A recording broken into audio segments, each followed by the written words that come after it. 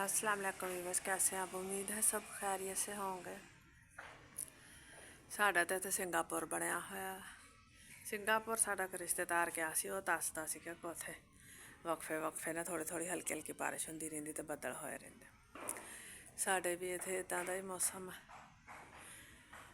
होर तुसीं सनाओ, सैलाब विच किस तरह सरवाइव करन डए जे? मेरे वर्गे लोग तो उत्थे पहुँच नहीं सकते।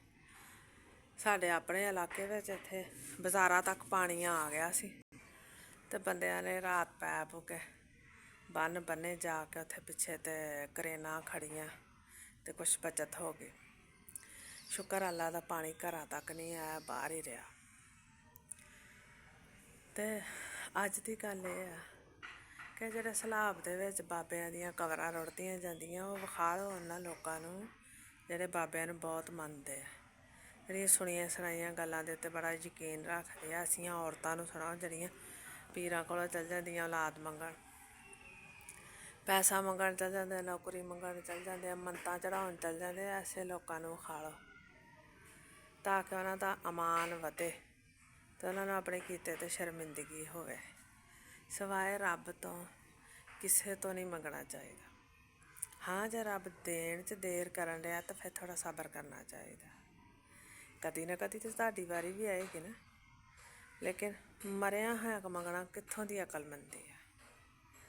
इत्थे जींदे जींदियां को नहीं मंग सकते, मंगण दा हक नहीं रख सकते, जां दे नहीं सकते, लै नहीं सकते। तुसीं अपने भैण भरावां को लैण दा हक नहीं समझदे, या तुसीं ये समझदे जे कि किसे को मंगना नहीं चाहिदा, तो फिर असीं मरियां को मंगण चल जान्ने। ओह् बाबेआं कोलों जेह्ड़ा अपना आप ना बचा सके, अल्लाह जाने उत्थे की चलन डया की नहीं चलन डया। सानूं तो नहीं ना पता। नबियां वलियां दा वसीला जरूर हुंदा, लेकिन उन्हां दे जाके कबरां ते सजदे करने, मंगना, उन्हां कोलों फिर उम्मीदां लाउणियां, फिर झंडे चढ़ाउणे। रब ने जो अपने कुरान में कहा कि इय्याका नअबुदु व इय्याका नस्तईन, कि मेरी इबादत करो तो मेरे को ही मंगो। तो फिर असीं इधर उधर मूँह चुक के तुरे फिरदे हैं। पता नहीं, इन्हें पढ़े लिखे मैं लोग वेखे ने, बड़े पढ़े लिखियां फैमिलियां हुंदियां, लेकिन मरीद हुंदियां ने। इन्हें सेंसिबल हुंदे, गल करनगे ना तो किसी भी मोटिवेशनल स्पीकर नूं पिछे छड्ड देणगे। लेकिन बाहर दे मुल्क यूके कैनेडा चों आण के ते मन्नतां चढ़ाउण डए हुंदे आ ते जेह्ड़ा लंगर तकसीम करन डए हुंदे आ। बंदे नूं वेख के अजीब महसूस हुंदा कि अजीब लोग ने गे।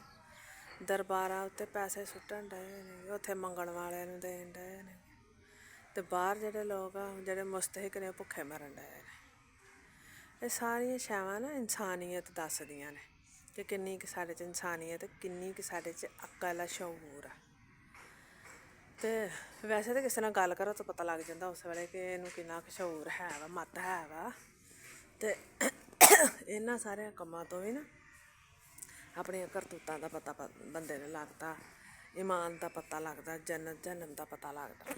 बाकी जे तुसीं एह् गल्लां ठीक समझदे जे तो जरूर एह्दे ते अमल करेओ ते अपने बच्चेआं नूं भी बचाएओ इन्हां बिदतां तो। दरबारां ते जाओ जरूर, लेकिन एह्दा मतलब एह् नहीं कि उत्थे सजदे करो तो उत्थे मंगो। उन्हां वास्ते दुआ करके, बख्शिश तलब करके वापस आ जाओ। सब तो अच्छा इहो ही हुंदा। ते जेह्ड़ा कोई मुस्तहिक आ उन्नूं दो अपनी दौलत, इधर उधर फजूल जाया ना करो, नुमाइश ना करो।